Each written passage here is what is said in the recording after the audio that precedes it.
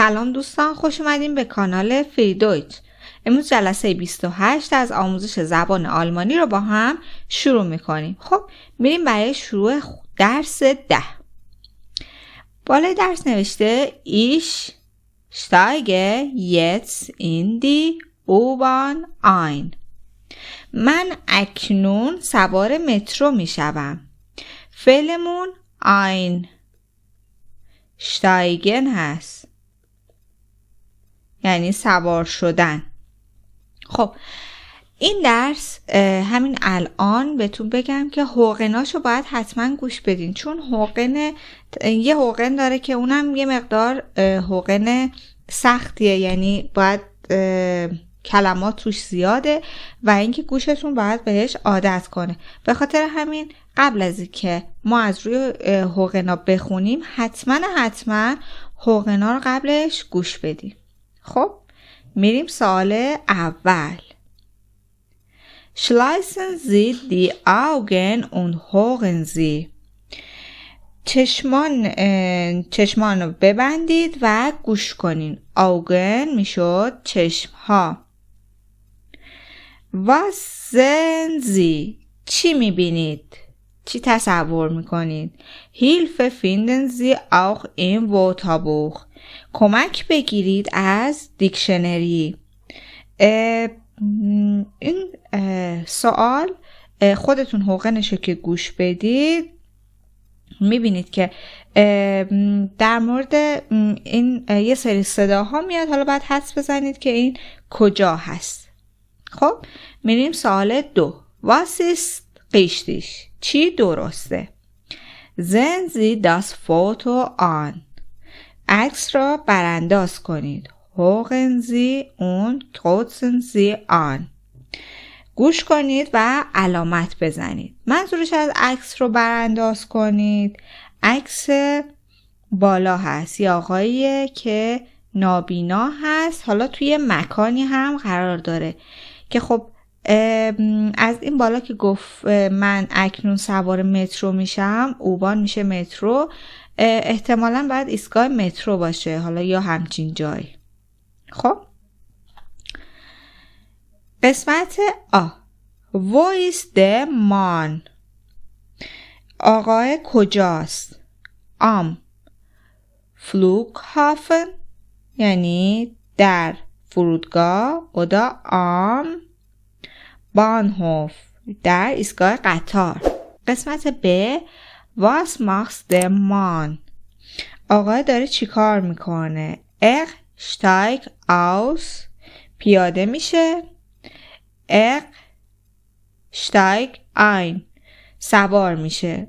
خب میریم حقنشو با هم از روش میخونیم، ولی بازم میگم قبلش حتما حقن رو حتما گوش کنید. خب Achtung، هشدار. Auf Gleis 22 fährt der Intercity Express 621 aus Essen-Oberkohl, Frankfurt, Wolfsburg, Nebenburg ein. خب فعل اینجا ein فاقن بوده، به معنای رسیدن. گفته در ریل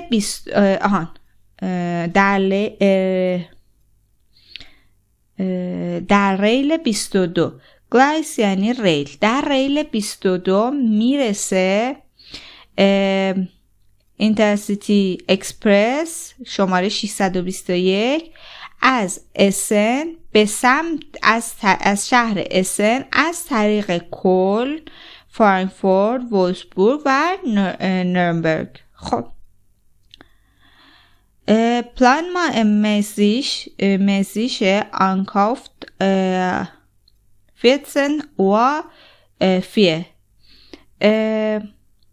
خب میگه که طبق برنامه میرسه ساعت 4. منظورش در عدد 4. بیت نیشت einsteigen، لطفاً سوار نشید. Dieser Zug endet hier، این قطار اینجا به پایان میره، یعنی اینجا پایان پیدا میکنه. خب دوباره این تکرار شده. خب میریم سوالا رو جواب بدیم. اول سوال 2 رو جواب بدیم. خب اون آقای کجا بود؟ تو بانهوف بود، یعنی در ایستگاه قطار بود و گفت که این ایستگاه اینجا تموم میشه. پس این آقای میخواست که پیاده بشه. پیاده میشد یا سوار میشد؟ پیاده میشد. خب میریم قسمت بعدی. بیلکسیکونا بانهوف یعنی بانهوف یعنی ایستگاه قطار. فلوگهافن یعنی فرودگاه. دی اسبان یعنی قطار شهری. داس تاکسی یعنی تاکسی. د بوس اتوبوس. د زوگ یعنی قطار بین شهری. دی شتراسن بان یعنی تراموا. دی اوبان یعنی مترو. خب میریم سوال 3. Ich bin jetzt، من اکنون، حالا مثلا فلانجا هستم. سال قسمت A. Hören Sie und ordnen Sie die Fotos den Sätzen in B zu. گوش کنید و جملات رو با عکس ها مرتب کنید در قسمت B. خب میریم هوغن رو گوش میدیم. آختونگ، هشدار. و اینم که براتون ترجمه کردم که گفته قطار اینترسیتی اکسپرس 621 میرسه از اسن از طریق فرانکفورت و وورسبورگ و نورنبرگ و کلن و طبق برنامه است و سوار نشید. خب میریم قسمت بعد. مان یا هالو فرنا، سلام. بله سلام ورنا. nein ich bin noch nicht zu Hause. نه من هنوز خونه نیستم. ich bin jetzt، من الان. warte، صبر کن. دخمال، گوش کن. hörst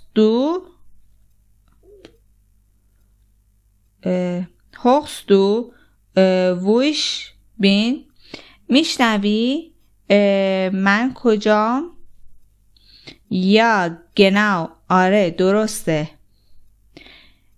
یا den Koffer hab ich، آره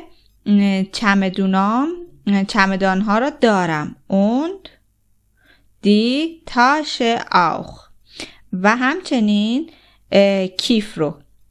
این den Koffer hab ich بوده ich habe den Koffer، یعنی من چمدونها. این جای ich و den Koffer عوض شده.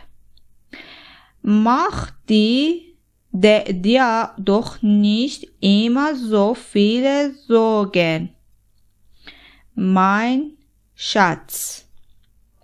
خب انقدر خودتو همیشه نگران نکن عزیزم.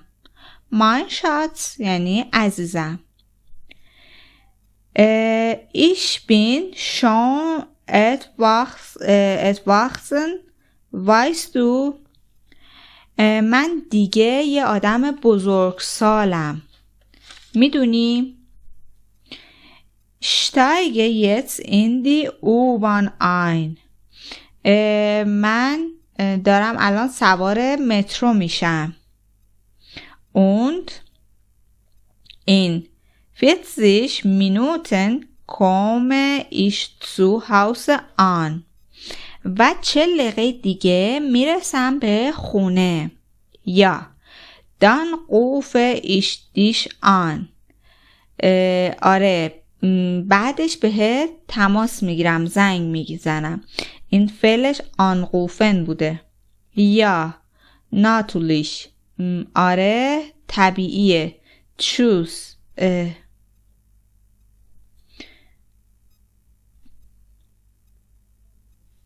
tschüss خدافظ mein Kind. فرزندم. خب میریم قسمت بعد. am Bahnsteig 2 fährt gerade die U2 Richtung Messestadt München ein. خب میگه در سکوی شماره 2 قطار U2 به سمت شهر مونیخ میرسد. Bitte Vorsicht an der Bahnsteigkante. لطفاً مراقب لبه سکوها باشید. Achtung یعنی هشدار. Bitte zurückbleiben یعنی لطفاً سر جای خود بمانید. Nächster Halt ایستگاه nächster Halt میشه ایستگاه بعد. Innsbrucker Ring این اسم جاییه. Aussteigen bitte in Fahrtrichtung آره links.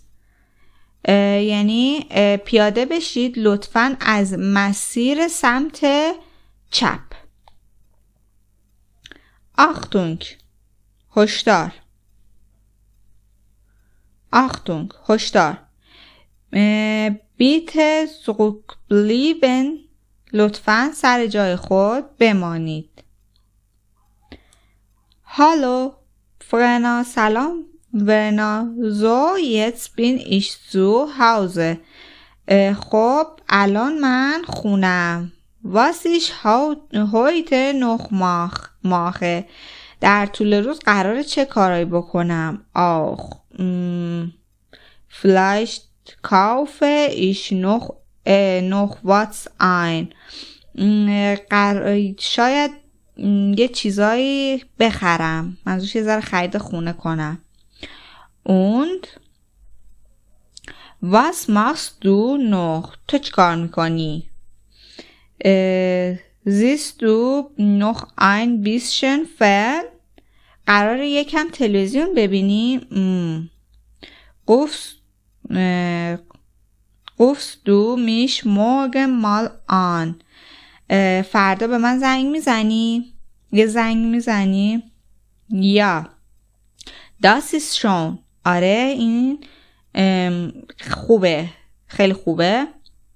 also dann تا بعد. یا bis bald. آره تا بعد. یا ich hab dich auch lieb. منم تو رو دوست دارم. tschüss خدافظ. خب میریم سوالای کتاب. قسمت ب was ist richtig؟ چی درسته؟ kreuzen Sie an. علامت بزنید.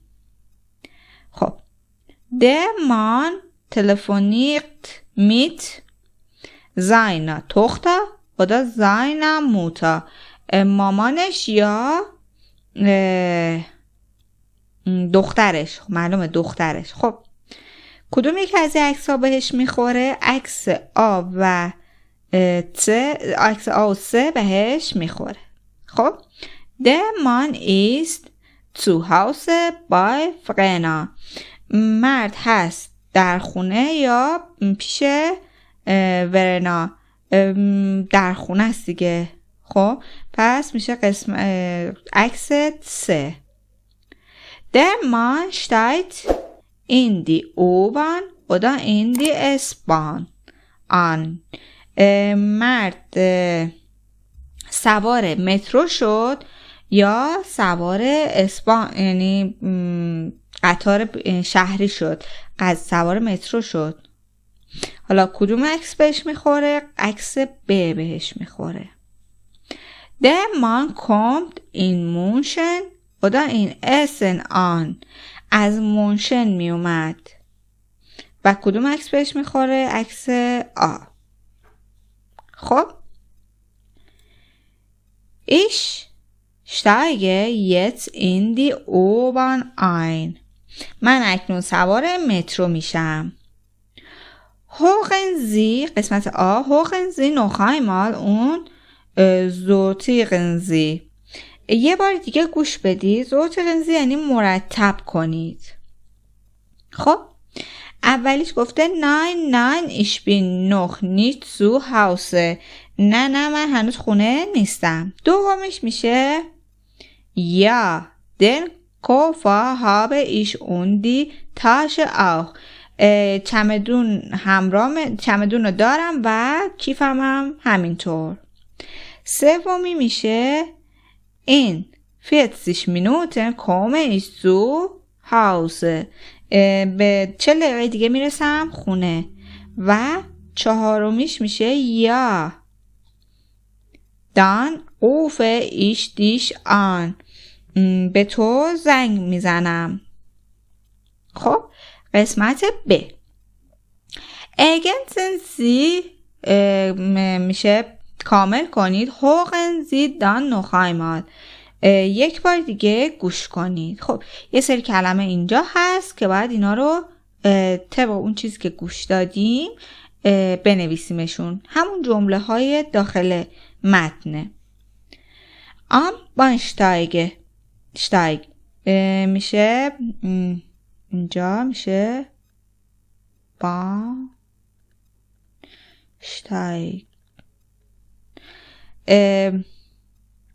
fährt gerade die U2 an.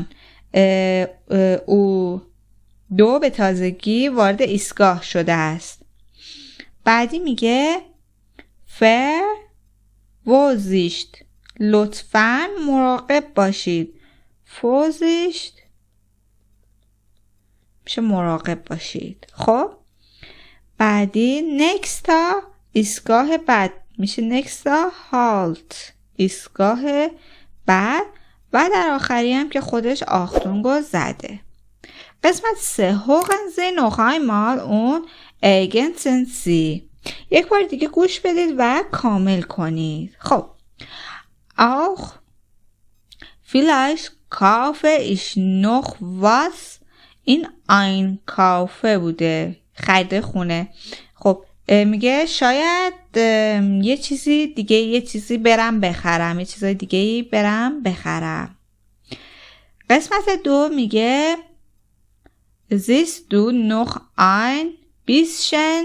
خب این میشه ein bisschen fern.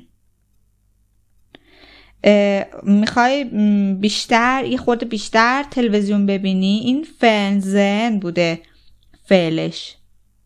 قسمت 3 rufst du mich morgen mal an. این فعلش anrufen بوده یعنی تماس گرفتن. میشه فردا با من تماس بگیری؟ خب سوال 5 ergänzen Sie یعنی کامل کنید. hören Sie dann noch einmal und vergleichen Sie. یه بار دیگه گوش بدید و مقایسه کنید. notieren Sie auch die Infinitive یعنی حالتهای مصدری افعال رو نوت برداری کنید. بنویسید منظورش. مثلا اینجا ich steige jetzt in die U-Bahn ein و حالت مصدریش einsteigen بوده. این 40 Minuten komme an. این بوده چی؟ an kommen. خب بعدی یا دان rufe ich dich an بوده آن rufen. بعدی ach vielleicht kaufe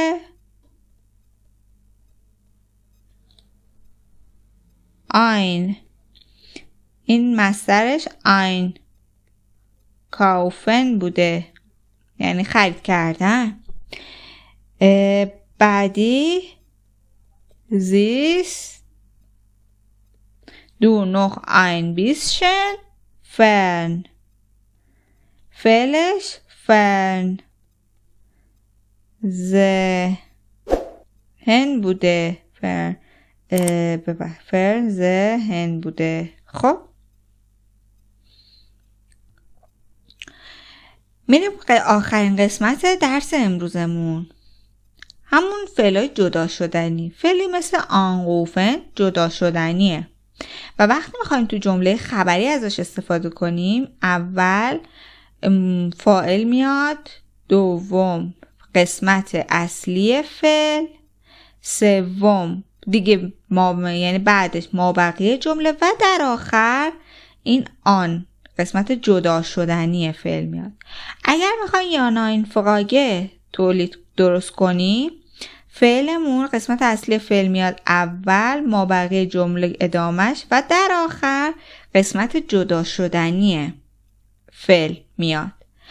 و برای وفراگه اول کلمه پرسشی وفراگهمون مثل وان چه زمان و بعد فعلمون قسمت اصلی فعلمون، بعد مابقی جمله و در آخر قسمت جدا شدنی فعلمون میاد. خب این آخرم بهمون گفته که فعلای شبیهش چیه؟ مثل آخزو، آخزو گفته مثل و بقیه مثل آینشتایگن، فنزهن و الی آخر. گفته اینا هم همین شکلی هستن که اینو تو قسمت اول یعنی تو قسمت قبلی براتون توضیح دادم برای در مورد نکات درس 10.